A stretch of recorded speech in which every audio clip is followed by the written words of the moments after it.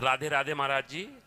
महाराज जी, जो भगवान का नाम नहीं लेते फिर भी अच्छे से रहते हैं, और जो भगवान का नाम लेते हैं परेशानी में रहते हैं, क्या फर्क है? कौन बोला?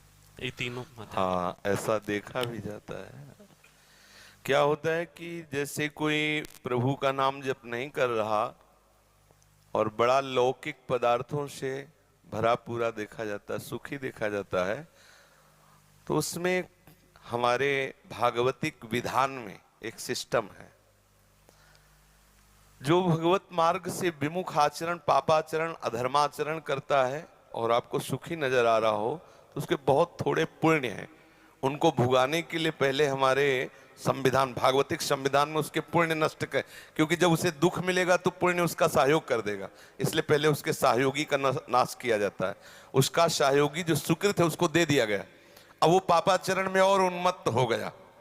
अब उसके वो सुकृत चल रहे हैं, इसलिए उसे जुकाम भी नहीं होगा, और वो सुकृत उसके नष्ट हो रहे हैं। और जिस दिन उसके सुकृत नष्ट हुए, फिर मिटिया मेट होते हुए देखा है। शास्त्रों का विधान तो है ही, हमने देखा है। एक ठाकुर रामबली सिंह जमींदार आसपास बंदूक लेके चलते, ऐसा बच्चापन में उनको देखा हमने।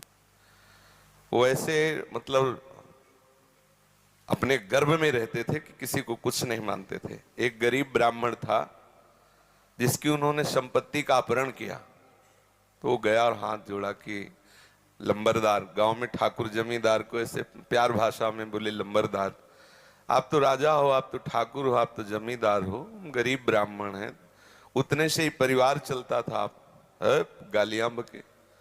उन्होंने पैर छुआ ब्राह्मण ने ऐसे और रो दिया और वापस आ गया। जानते हो, आज उनके कुल में कोई पानी देने वाला नहीं। कुछ ही दिनों में बड़ा लड़का भयंकर कैंसर से बीमार हुआ, मर गया। दूसरा दिमाग खराब हो गया, तीसरे की टांग टूट गई, चौथा लेबरी करके उनको जो खवाने वाला था पीलिया हो गई। और आप अफीम के इतने नशेबाज बन गए कि धीरे धीरे सब, जहां उनके आगे पीछे बंदूक लेके चलते थे वहां मक्खी उड़ाने वाला कोई नहीं रहा, और एक पशु की तरह मरे जब कोई फेंकने वाला नहीं, ऐसी स्थिति। होता क्या है कि शुभ कर्म जब तक हमें वहां के, हमारे भागवतिक विधान में सिस्टम है, यदि आप अधिक पाप करेंगे तो आपके जल्दी से जल्दी शुभ कर्म आपको दिए जाएंगे कि वो नष्ट हो, तब तुम्हारा नाश शुरू होगा। और जब आप भागवतिक कार्य करते हैं तो देख लिया गया ना कि आप संभल रहे हो, तो आपको कोई बाधा ना पहुंचा सके, इसलिए आपके जो पाप कर्म है उनको फेंक दिया गया कि उधर से खाली करो। जो उसके शत्रु पक्ष के पाप कर्म जमा है उसको नष्ट करने के लिए उनको भेजो, क्योंकि इस समय धर्म निष्ठा में है, ये पचा जाएगा। तो उसके पाप कर्म आते हैं और धर्म में प्रबल होकर के उन पाप कर्मों को भोगता है, धर्मात्मा बन के चलता है। जिस दिन उसके पाप नष्ट हुए वो सुकृत और ये वर्तमान के सुकृत मिल गए, उस दिन जय हो जाती, उसकी कोई पराजय सजयती, त्रिभुवन में उसकी जय जयकार हो जाती है, और उस पापात्मा का ऐसा नाश होता है, कोई पानी देने वाला नहीं मिलता।